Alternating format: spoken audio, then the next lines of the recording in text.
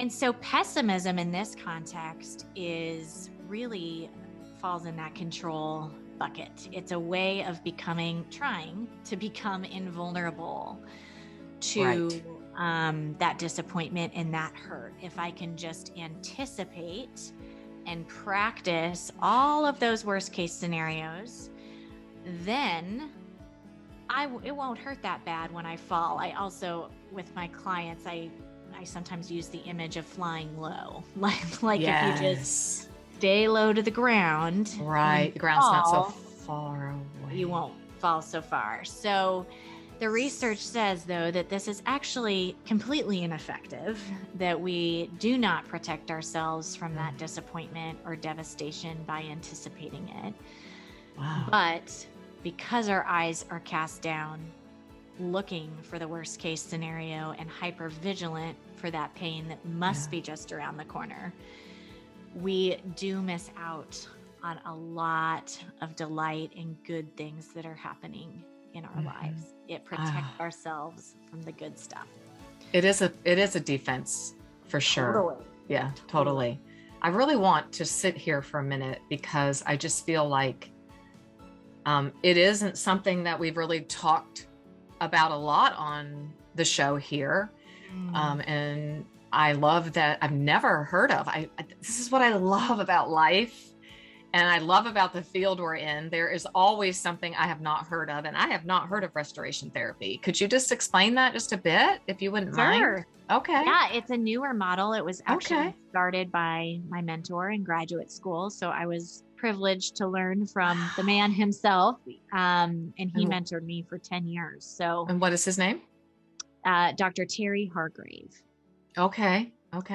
And so a lot of what I've explained so far is actually in that context. So when we experience pain, it either informs our identity or sense of safety. And so you and I could go through the same thing tomorrow, the same painful event, and I might feel not good enough and worthless, and you might feel out of control and powerless.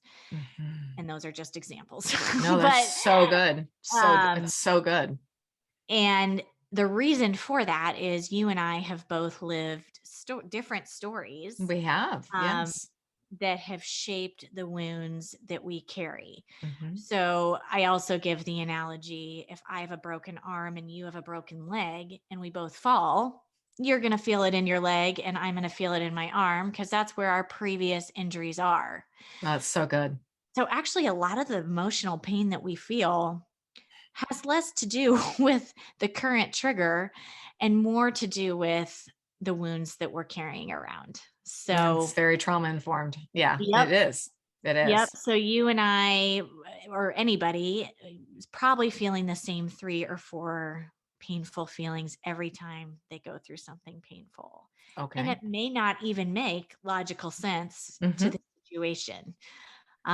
So if you and I were a part of a conversation around lunch, with maybe some other women. Oh, that'd be great. That would be great. Would that not be great? Would that not be great? Can we make that happen? Oh my gosh. I would love that. And I feel a contest coming on. Yeah. There you go. Have lunch with us. Yeah, exactly. So maybe a woman makes a comment and it maybe it doesn't land on me at all. And maybe it grazes one of your wounds. Yes. And I might need to understand, well, tell me what that comment, how that landed on you and why did it touch that wound? So all that to say, that's so good, less Nicole. about the thing and more about our stories. And then in turn, we all have ways of protecting ourselves that are totally understandable, but not very helpful. No, and not very healthy. And what was once a needed shield becomes a barrier to connection as an adult. Is that line in one of your books? Because that's a good sentence. Yeah, it's actually in the first one. That's a really great sentence. I love sentences. Yeah. So good. Yeah. And I think we need to have compassion on that child that We needed do. that to survive. Mhm. And we are responsible for, as adults, growing into a place where we can tell our defenses to stand down and Yes. own the truth and make that action. So, Yeah. That um, sounds a lot like, we've had the privilege of talking about internal family systems uh-huh, on the show. some So it does, similarities. yeah, I learned a Yep. lot through that myself about, okay, that I did need it as my shield, as your Yep. language just so brilliantly spoke to us. But now it is a barrier to Mhm. joy, Yeah. Yeah. to celebration. Mhm. Yeah. Can I read something Absolutely. from your book? Would you mind? Please. Okay. Oh my goodness, this is so good. So this is from page 37. It's from chapter 4, Protective Pessimism. Pessimism is more than simply a neuroscience phenomenon for me. This is you writing. Mhm. It is a trusted guard against pain. I really know how this is going to resonate. This is so important. I stare into the future and believe the worst will surely happen. What a placement of an adverb there. Mhm. I rehearse disappointment, which you've said, in an attempt to prepare me for what I believe to be inevitable pain. Too often, I've let my brain convince me that it is helpful to practice the potential pain instead of training it towards hopeful imagination. Mhm. Okay, hold on to that. When confronted with possibility or opportunity, here is, oh, I want to break through this today. Like, Mhm.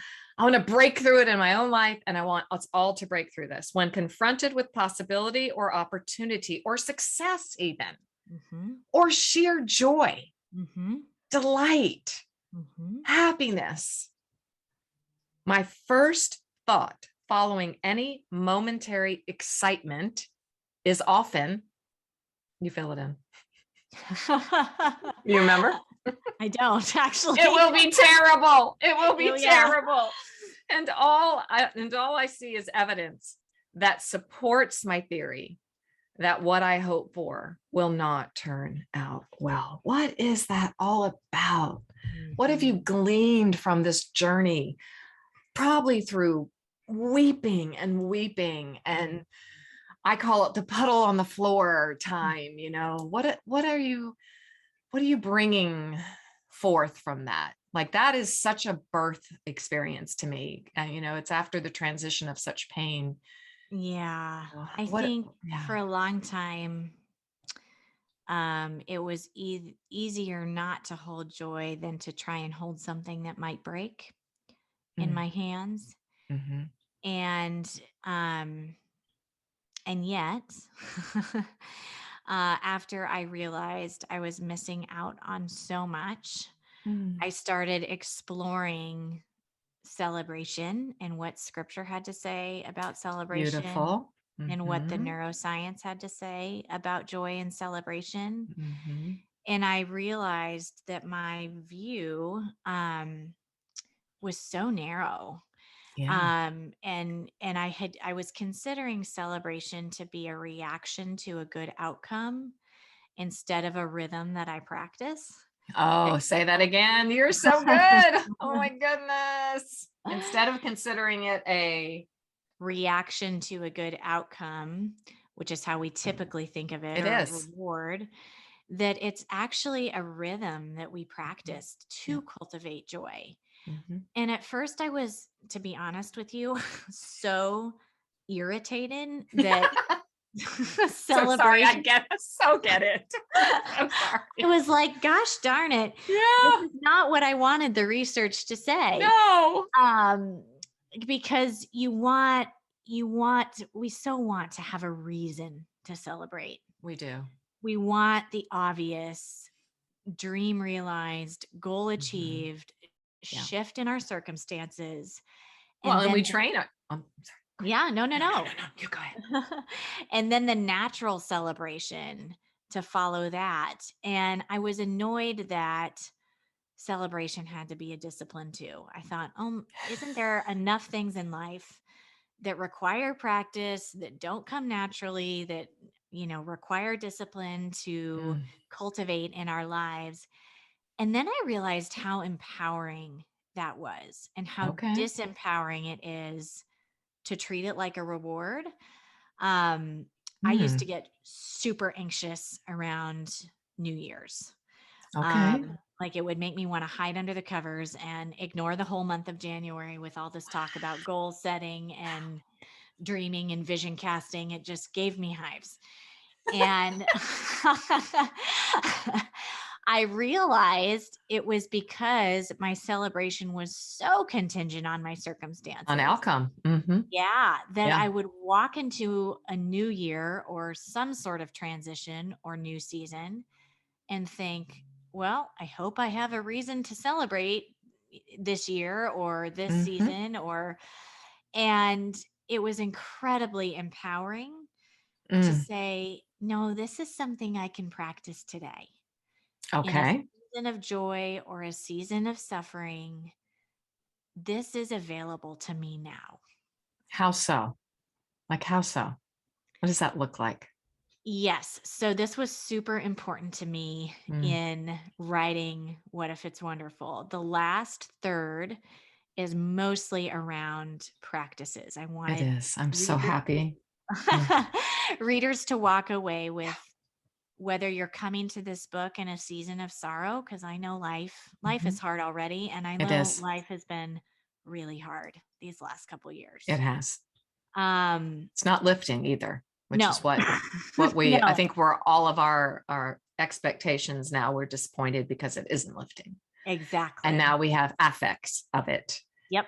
And now there is a war and there Yeah. are, yeah, right. So All the things. all the things. Hmm. And I really wanted, no matter what kind of season you're walking, I Hmm. wanted those practices to be available. I didn't want anybody to be disqualified from them. I love that.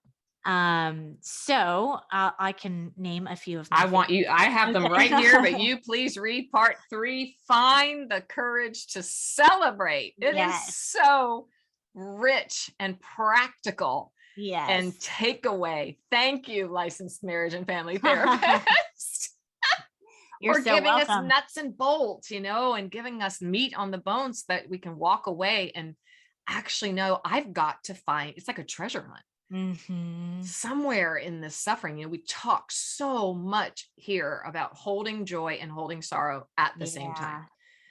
Yeah. If Yeah. my journey with my daughter-in-law, my son, has taught me so much of that, just holding joy and sorrow at the same time, Yep. what a hard journey that is. Okay, Yeah. so tell us what these rhythms and these practices are. We're Yes. ready. So my favorite one, or if it's kind of like picking your favorite I child, know. I love them all. But my favorite place to start is a practice called savoring. Yes, I have it right here. Let's talk about practice savory. I love Oh, it. good, good. So, savoring, what this does is it celebrates the ordinary. And Mhm. to appreciate the necessity of this, we have to understand a few things about the brain. Okay. Because left on neutral, the brain sadly leans negative. It does. So there's this thing called the hedonic treadmill going on in our brain, which means it rapidly adapts to joy. Mhm. So what's new and exciting, and maybe the gift that you thought would make you want for nothing else in the world, quickly fades into the background and Sure becomes does. somewhat normal. And then, as we've probably discussed before on here, the brain is stickier with negative and Hmm. full input. So, So so all those, sticky. yep, all those pleasant, joyful, everyday moments of delight. Um, your brain is largely going to scan past and not see as something that it needs to hang on to. Yeah. And then finally, we have this habit of telling our joy how it can be improved upon. Oh, So say you finished a presentation at work, or you shared a talk at your church, and you sit down and you feel really good about what you shared. Some people said some nice things on your way to your seat. And then you start thinking, ooh, it would have been better if I said this. Without a doubt. Or they said I was a good speaker, but they didn't say I was a great speaker. Uh, and Ouch, so, ouch, ouch, ouch, ouch. yes. So this is our starting place when it comes to joy and celebration. And I say that when I talk about savoring, because savoring is our way of counteracting that and retraining our Mhm. brain, building those new neural pathways. That's it. And the way that we do this is we ask our 5 traditional senses what they're going to remember about a moment. So I Mm. love when this can be practiced in Mhm. the moment, like Yeah. you're experiencing a moment in the present and you take a mental snapshot, but it Mhm. can also be practiced as you reflect on your day and you just take one snapshot. I know, Doesn't I mean love that. the whole day, doesn't mean the whole day or even the whole moment had to be perfect. Just Mhm. one little element that you want to keep. And you just say, what am I seeing? Mhm. What am I smelling? What am I hearing? What am I tasting? And what am I feeling? Mm. And that reserves it in your brain Mhm. as, and allows you to keep it and carry it forward to be recalled later Right. as a moment of joy. It's It's so also a beautiful. great technique if It you're is. anxious like I Mhm. am. Mm. Mhm. Because your brain loves to pull you into the future and give you a tour of all the things that could go wrong when you're anxious, Mhm. or pull you into the past and tell you what you shoulda, coulda, woulda done differently. Exactly. But this keeps you really in the present, Yep. where your brain can calm down. Mhm. I So think that, that's the challenge of life. I don't know uh-huh, about you and your practice, Nicole, or just I know yep. in your own life, you're sharing from your own life. I know that practicing, being here now, being in the moment, mindfulness, watchfulness, whatever you want to call it, grounding, is the greatest challenge in the world. We're just Mhm. not now, right now kind of people in the sense of what's going on around me right now, you Yeah. know? I mean, daffodils are blooming, and they're just so Mhm. beautiful. And I just wonder who has stopped to cut a few and Yeah. put them on their desk or on the kitchen counter. Mhm. And, yesterday I was sitting at my desk and I got this waft of fragrance and I was like, I work with a lot of essential oils. I'm like, what oil is that? That is not. And then I was like, oh, that's not an oil. That's my daffodil. And I was Uh-huh. like, oh my gosh, I didn't know they had that beautiful smell. I mean, Yes. I should know that. But Yeah. right at that moment. So I think that's what Yeah. you're talking about. Mhm. And I know that the Absolutely. studies that about joy are completely and totally linked to gratitude. That if you Mhm. just begin to practice gratitude, you will start to experience joy. Like you really can't have one without the other. Yes, and that is a So, perfect entree into my other favorite okay, practice, go. I'm so which excited. is the practice of Thanksgiving. Yes. And you're absolutely right. Gratitude, the research is clear. It does increase our joy because it helps us notice and name Mhm. what is good. So as we're noticing, we're scanning our day Mm. for what is good in our lives, and naming it helps us put structure around it So good. in a way that we can capture it. Yeah. What we don't often talk about is the research also says that Thanksgiving, actually expressing the gratitude that we feel, Hmm. doubles the joy It that we glean does. from gratitude. So Oh. actually sharing with the people in our lives, this is the difference that you Hmm. make in my Yeah. life because you're in it. And here's how I've learned and grown from you. Mm. And here's all the reasons you make my life better because Mm. you're in it. Not Mm. only will that hopefully give Mm. joy to the receiver of those words, but it will double your joy It from does. as it, and versus if you had simply kept that in your heart and simply felt it. Now Yeah. there's benefit there. Hmm. And it is a vulnerable experience Yes. to share. In fact, I was talking about this with a woman earlier today and she burst into tears because of how scary that felt. And she could recognize Oh. how good it was and how beautiful that moment would Mhm. be and how terrifying that was to her. To share something about Mhm. something, share healing words, speak healing Yeah. words to someone else and encourage them. Yeah, to Huh. express, because it's, I mean, we started the conversation by talking about how vulnerable joy was just as a Yeah. feeling, and Right. here we are actually sharing that joy, um, Right. to be received by somebody else, and Yeah, that heightens the vulnerability too, but it does. it's the avenue we've been given to Mhm. celebrate the gift with the giver. Mhm. And whether it's in your prayers or another person in your life, I have loved challenging myself when I feel grateful to actually express it through Yes. thankfulness. And it's made such a difference in my joy. I love it. You encourage us. One of the rhythms and rituals that you tell us to practice is to write thank you notes. Yep. And Yep. so I think when we write things down, that's once again part of Yep. the journey in our brain. It actually has more affect on us, and Mhm. it gets wired differently. So I Yes. love that you tell us and you say to write them, yes, Mhm. or text Write them, or and if you really handwrite. can, Mhm. yeah, and if you can, some people feel more comfortable writing it first and then reading that to the person. Yes. Um, or, share the essence of what's in the note. Mhm. um, but where I talk about keep the thank you notes is that became a catchphrase between my mentor and I, because his Mm. wife said, I tell Terry that he gets all these thank you notes from students over the years, and there's no place to keep them. Oh. So years later, he got one of the biggest awards you can get in our field. It Wow. was a major, major award in marriage Wow. and family therapy.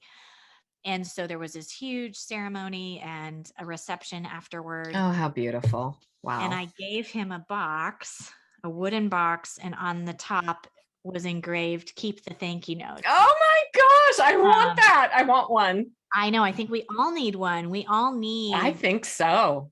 to collect that affirmation, For the rainy um, days, man, for for the those rainy storms, days. Yeah. for the puddle on the floor days. Yes, Oh, yes, that's to remind brilliant. ourselves, okay, like, I have been called to this work and I have made a difference. And even Yes. on a day when I question why. Yes, of course, um, and more particularly on the days when yes. we question why, for sure. Yeah. It's Yeah. so valuable to have that Mm-mm-mm. collection of gratitude and thankfulness. Mhm. And that's another way that we can practice celebration, is to receive affirmation.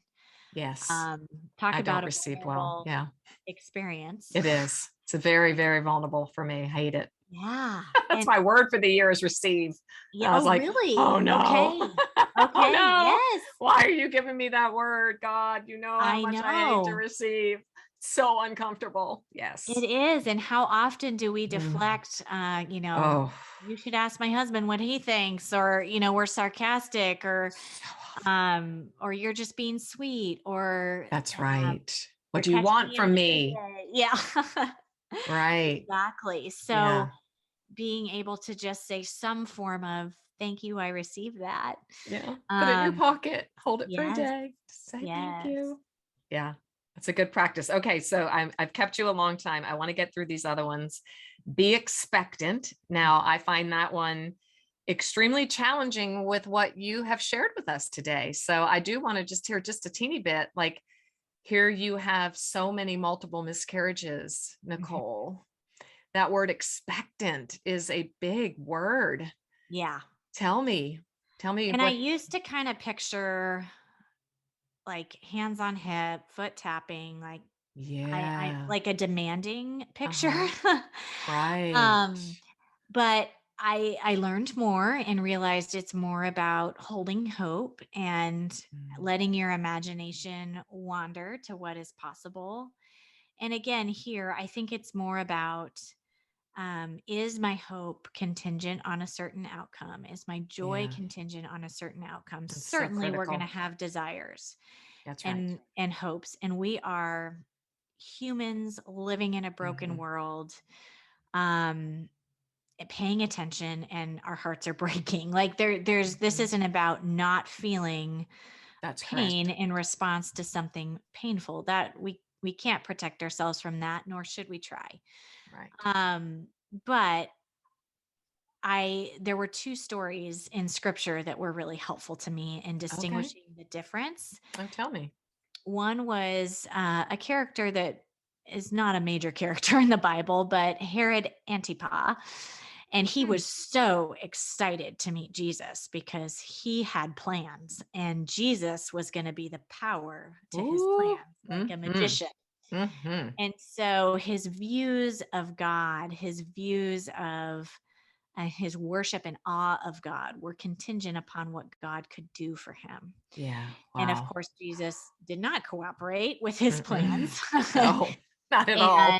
and Herod rejected Jesus immediately because his Mm. hope was more invested in the power to his plans than in the power and joy of Jesus himself. Yes. And then we have Daniel as our counterexample. Mm. And of course, Daniel longed for God's protection and had a clear desire for what the outcome would Yeah. be. And, he knew that God could. He trusted Yes. God's character and knew God was capable. And he believed that he would. He prayed with an expectant heart, like, Yeah. Lord, Three times a day yeah, in I front of the imagine, window. yeah, that you're going to move in my situation, and I'm trusting that you will. Mm. And even if you don't, you're still the same God to me. Mhm. And that Brilliant. I love that because it makes it a good idea to Mm. hope. It does. That's good, Nicole. It's And super good. it's safe to dream with that Mm. perspective. And Mm. so I rest in that. And that is when I have a strong desire of my heart, I bring that before the Lord. Oh, that's so And good. on this book launch day, I'm thinking to myself, that Yes. would be a good prayer for this book. Would be You know? it's really an amazing day to have you on because I Yes, know all of the feels of a you book launch do. day and for listeners who you can relate, just a big day that you've had planned, your dreams coming true, you're bringing a baby into the world. For us it would be a book or whatever, but it's any time you have hope invested in something, Yeah. right? And I think that you've made a true clarification that we can begin to really take to heart and meditate on. And especially, we're taping this in the Lenten season, Mm, where we are making our way, to the cross at Calvary. And the clarification being that we can't be attached to the outcomes. right. We can't be attached to the answered prayer. We can't be Mhm. attached to anything other than Jesus, Yes. Yeah. other than what he did for us Mhm. on the cross. Mhm. We just can't be. Mm-mm. Yet we're so prone to be. Yes. He is where the joy is. And I Mm-hmm. think a lot of my disappointment, to be honest, again, we're not robots. We're going to feel We're not disappointment robots. when something Yes. doesn't go the way we hoped. Mm-hmm. But the level of disappointment and devastation I have felt around a lot of what's occurred in my life has also been expecting more joy from the gift than it was meant to give. And I think Oh, that speaks to what goodness you're saying, gracious. because what Mm. sits at the center of our affection is going to determine the satiation of our joy. And if That is, anything other than Jesus is at the center, the joy will flake off and we will be disappointed to some mm-hmm. degree. We will. But I think I just want to leave us there. Mm. I would like to leave us with these words. This is in your study guide that Ah. I got because I was pre-ordered your book, but you probably still can get this, I'm Yes. sure. Yes. And it's on page 2 of your study guide. And it says, what has your pain cost you? Mm. The stories I tell myself about what the future will look like, the stories that attempted to warn me that joy is dangerous and would leave me hurt, were draining the delight out of my days. Mhm. And I just really want to leave everyone. I hope and I pray that everyone picks up this book via Kindle or whatever, And Nicole, that you have left us today with much food for thought. This is a podcast episode or two, maybe broken into two, because there are some really deep truths that, if I have your permission, I would love to maybe mine them and have some teaching moments built into our podcast episodes, because I think that we have so many, if not all of us, attach to outcome, and we attach to the gift bringing us more joy than it really merits. And I mean, that just speaks so deeply to my own soul today. And that if I'm looking to anything other than my deep, intimate relationship with the Trinity to really satiate me, you brought that word into the conversation that I love. I love the word satiate. I mean, Jesus was so clear when he said, I give you rivers of living water, and they're filled with filled, everything we need to really live a life of eudaimonia, which is a meaningful life filled with struggle and pain and pleasure. So I pray for everyone that's listening today that they will heed your wisdom and they will take it to a quiet place, and that they will hunt, what I call go on the hunt for everyday epiphanies. Yes. Where they savor, and I call it sit and savor, saunter, sit and savor is how I framed it in my book, because Thoreau had a beautiful quote on sauntering. And so, any closing thoughts from you that you would like to leave us with? You have left us with so many. Oh, well, when I talk about this, occasionally I'll have a reader or a listener reach out to me and say, do you think I need to demonstrate a certain level of hope or an expectant heart before Jesus is willing to intervene? Ooh. And I love the honesty Whoa. and vulnerability in that question, because in this conversation about celebration, I think we can overlay our issues with performance or our thoughts about God onto this conversation. And I just want to assure anybody listening that God's faithfulness to you does not depend on your faith. It does not. And his goodness is not a function of your goodness. No. There's simply so much joy available to us when we trust God at his word and we trust what is possible with God. Oh, that's so beautiful. And if I could add to that, because just this morning I had an intensive with someone, and literally one of the most, just a beautiful woman who follows Jesus with all of her heart. Yet she was, shoulding and woulding and coulding and, what am I doing wrong? What am I not doing? Why is God being silent? Why am I not hearing God? And I hear that all the time. I've spoken that. And I think that you have brought us to understand that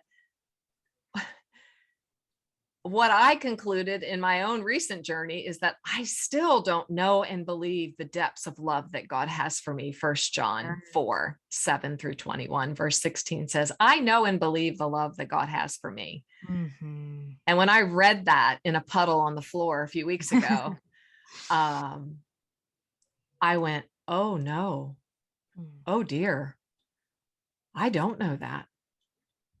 Because if I really knew that, because you can go a couple verses later and it says perfect love casts out all fear.